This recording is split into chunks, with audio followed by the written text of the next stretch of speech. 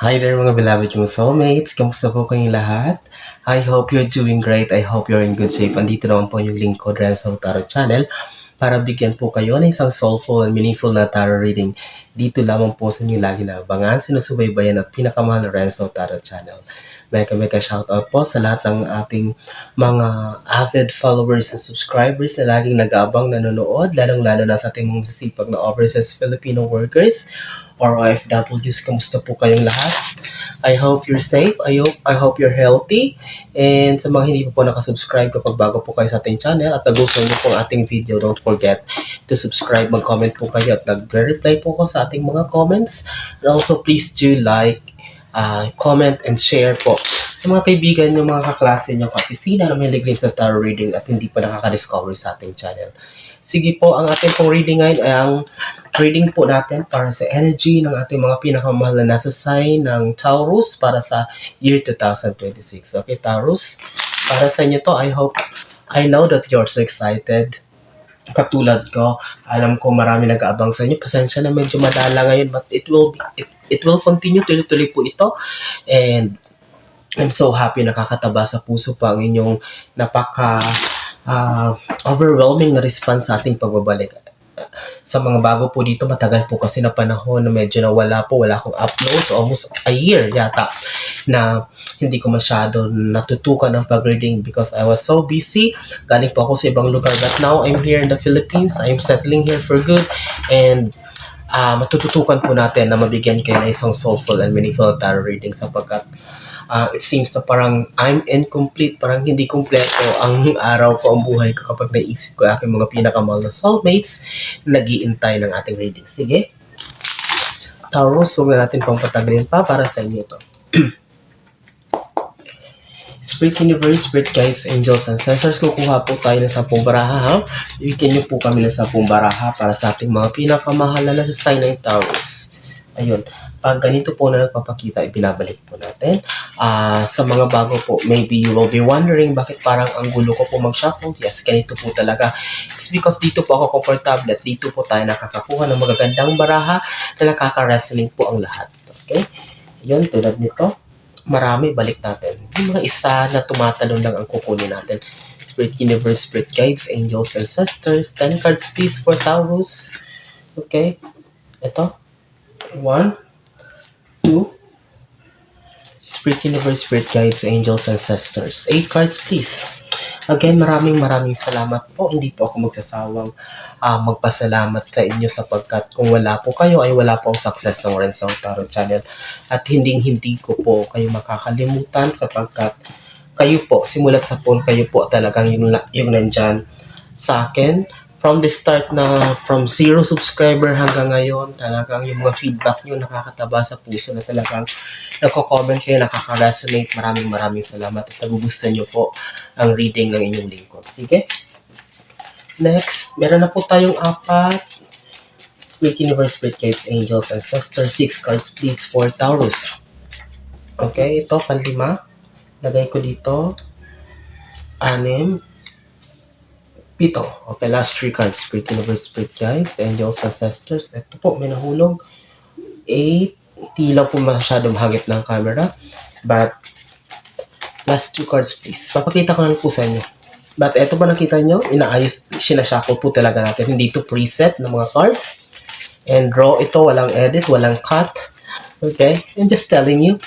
Last 2 cards please. Yun. Ayun. Okay, may nahulog pong 2. Kompleto na, Taurus, ang iyong 10 cards for 2026. Sige. Okay. Taurus, handa ka na ba? Let's begin year 2026 general reading with a Page of Wands. Okay, Taurus, the energy that I can feel here is that parang marami ka daw mga katanungan. There's a lot of things running on your mind. Maraming mga bagay ang tumatakbo sa isipan mo for a long time kahit last year, the past year. Still, 2026, isa pa rin ito sa bumabagabag sa inyo. Actually, pagbungad pa rin nitong January 1, January 2, it seems na hindi pa rin nawawala ito sa isipan mo. Ano ba to? Taurus. But I can see here it's all about career. Kasi nasa background mo yung tatlong pyramids is all about milestone achievement na gustong-gusto mo talagang matupad sa buhay mo. But Taurus, for this year, I can feel a positive vibes. Okay, titingnan natin sa mga susunod na barapat. May kinalaman ito dito sa matagal mo nang minamanifest na bagay. It's because, ayun, no, sa likod mo, it seems na talagang you are weighing a lot of options, you're considering a lot of things na dapat mong gawin, makuha mo lang ito, or matupad mo ito, Taurus. Okay, tingnan natin. Pangalawa, second card. Oh, look, sabi ko sa inyo positive ang nararamdaman ko dito. Ace of Sword. New beginning, new chapter of your life that will unfold, panibagong bukas, panibagong may mga bagay na ikakat sa iyo, may mga bagay na mawawala sa iyo, Taurus, this year, but um panghawakan mo sa mga bagay na mawawala ay merong mga magiging kapalit na ibibigay sa universe. This Ace of Swords represents new beginning. Talagang meron kang mga bagong papasukin, bagong susubukan, malayong malayo dun sa mga bagay. Actually, never mo itong in-expect na papasukin mo ito. But this will be helpful para sa makakatulong talaga ito. This Ace of Swords represents also maturity. It's all about responsibility. Magiging matured ka na ngayon, hindi ka na tulad dati na parang wala lang pakialam sa mga bagay-bagay. Taurus, this 2026, you will focus on your goals. You will be focusing on the things that truly matters. Okay, mga mahalagang bagay yung tututukan. Next, Fool. Enjoy yourself. You will be happy this year. It's more on parang you will just go to the flow, Taurus. Parang ang mantra mo ngayong taon is let it be. Kung anong dumating, you will enjoy it. Kung anong blessing ang parating, you will use it. But you will not worry anymore. Parang hindi masyado mag-entertain ng mga toxicities, negativities, and maganda yan. This Fool card is all about letting go of things that doesn't help you anymore. Okay, this Fool card, look, kasi ayun, tingnan mo yung likod ng card is yellow. Yellow is the color of joy, and there's a sun. It means talagang you will be really confident. You will have the oozing confidence. Talagang Taurus, this 2026, you will just enjoy yourself. Talagang enjoy mo na mo ang buhay mo kasama yung mga taong you really valued and talagang pinagkakatiwalaan mo. Okay? Taurus, this is a very beautiful first three cards, ha? So far, sabi ko nga maganda yung vibes na sasagap natin dito. Let's continue with your fourth card. Wow! Sorry sa reaction ko. Since nag-reading ako, so far, this is the first time na lumabas. Sa lahat ng reading ko simulan January 1, ha? Ito lang ang first time, Taurus, na lumabas ang Magician card. What does it mean? Congratulations, Taurus, because Magician card represents endless possibilities. Walang bagay na hindi ka iisipin, paplanuhin, or gagawin na hindi magsasucceed. Look, the Magician, ayun, nasa mesa niya na yung cups, yung pentacles, yung wands, yung swords. Look at the color of joy, yellow. There's an infinity sign at the top. It means never-ending cycle, never-ending flow of money, success, happiness, everything, contentment. Congratulations. Lumabas ang what is this Magician card para sa iyo, Taurus. It means that talagang this year will be your year.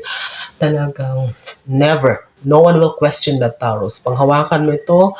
Be excited about it. Talagang ma-excite ka. Just do your part. Sipagan mo lang. Huwag ka lang magpapapekto sa mga toxicities. Magugulat ka. You will be surprised with this big blessing that is coming on your way. The Magician card. Taurus, ha? Ito, ha? Magician. Ayun, pakita ko sa'yo. Panglimang baraha. Okay. Five of Swords. Tuluyan mo na rin daw, this 2006, talikuran, yung mga bagay na talagang hindi nakakatulong na sa'yo.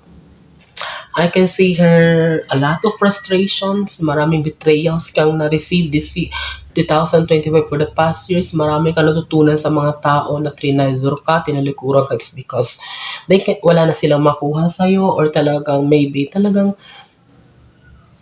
naging part lang sila ng buhay mo, Taurus, just to betray you or try rin kayo para saktan ka. But here, move on.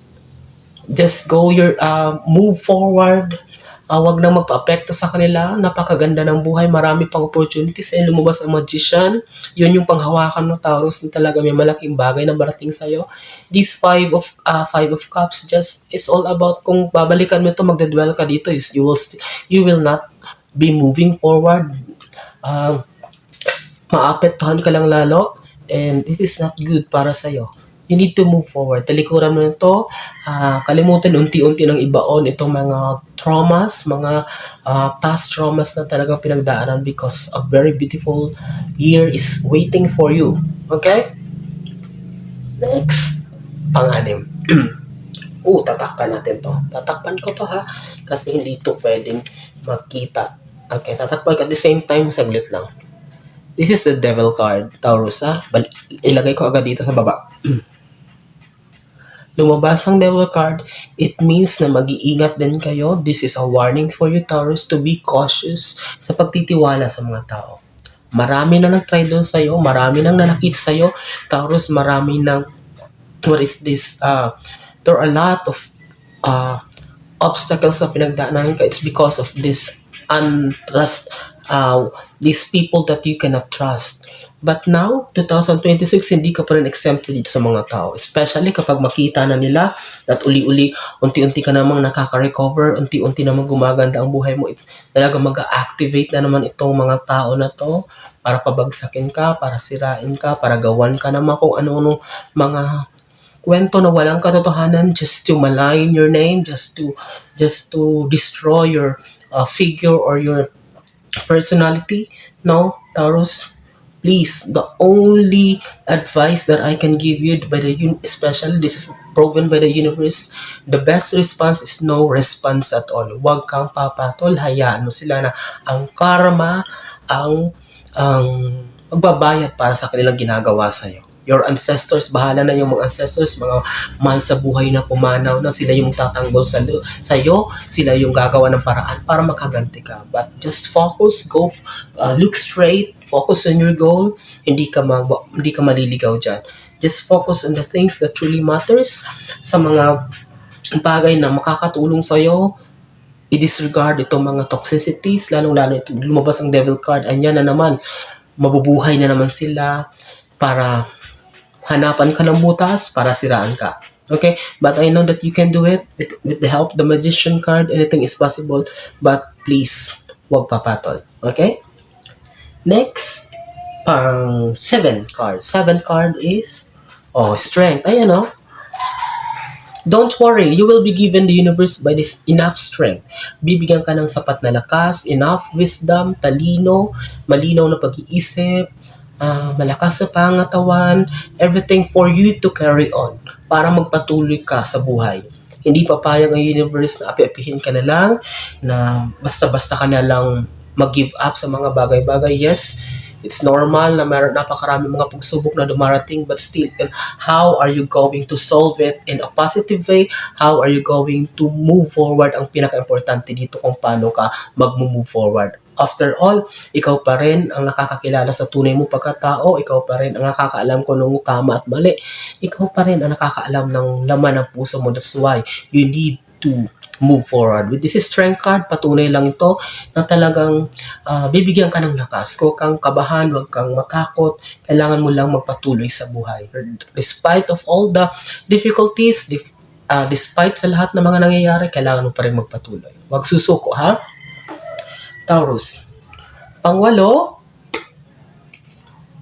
Three of Pentacles. Look, even though this is a pentacle, kahit pera to, but because there's a transaction na nangyayari sa isang dark corner, Taurus, this 2026, be cautious also, maging maingat, maging mabagmatsyag sa mga papasukin, mga investment.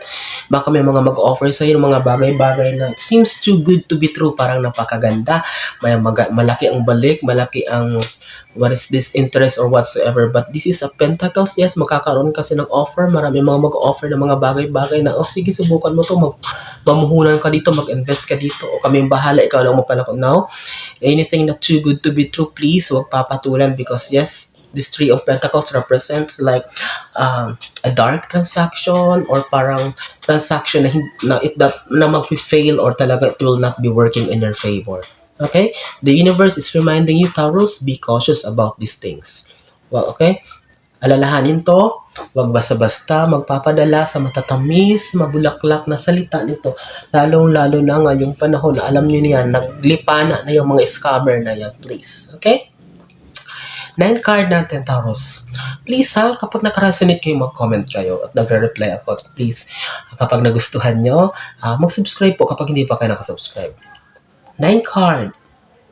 4 of Cups. Sabi ko nga, opportunities. May mga tao rin na darating sa buhay mo, Taurus, para mag-offer ng help, mag-offer ng tulong na maaring siguro nakita talaga nila yung sitwasyon mo. Maybe there's still a lot of people, marami pa rin mga tao sa mundo, Taurus, na magaganda ang puso. That's why they will not be judging you. They will be offering a help for you. Magbibigay sila ng tulong para sa'yo. That's why you need to grab it. But still, pag-aralan pa rin. But you are assured that this year 2026, merong mga tulong na parating, merong mga taong ibibigay sa universe para tulungan ka sa mga sitwasyon that it seems that you cannot take it anymore. Kaya yan. Maraming paraan. Just go to the flow. Just believe in yourself. Tiwala ka sa sarili. Magtiwala ka sa universe. Kakayanin mo ang lahat. Okay? 10th and last card. Tapusin natin, Taurus. Itong napakaganda mong reading. General reading 2026 with the Death card. Okay, Death card represents new beginning. Pag may napuputol, pag may namamatay, pag may nawawala, merong panibagong darating. Okay, this ending card, Death card, represents also about parang shedding. Alam mo, parang yung ahas na magpapalit ng balat. This 2026, ganyang ka, Taurus. Maraming mawawala, marami kang mga tatanggalin ng mga bagay-bagay na hindi na nagkakatulong sa iyo. Mari siguro bisyo or whatsoever, nagpupuyat ka, kung ano man yung pinagkakapuyatan mo na hindi naman nakakatulong sa iyo, tanggalin mo na yan. Si universe magtatanggal yan. This Death card also represents mga pagbabago sa personality mo, sa mga pag-ugali mo, lalong-lalo na yung mga attitude siguro na hindi naman talaga kaaya-aya or hindi naman nakakatulong sa growth mo, Taurus, tatanggalin yun yung universe. Death card represents new beginning. Meron talagang panibago, whether you like it or not. Kahit ikaw magugulat ka, bigla ka, ay, ba't ganito na ako? Dati hindi naman ako ganito. Okay? Expect mo yan, Taurus. This 2026, maraming mga pagbabagong magaganap sa buhay mo.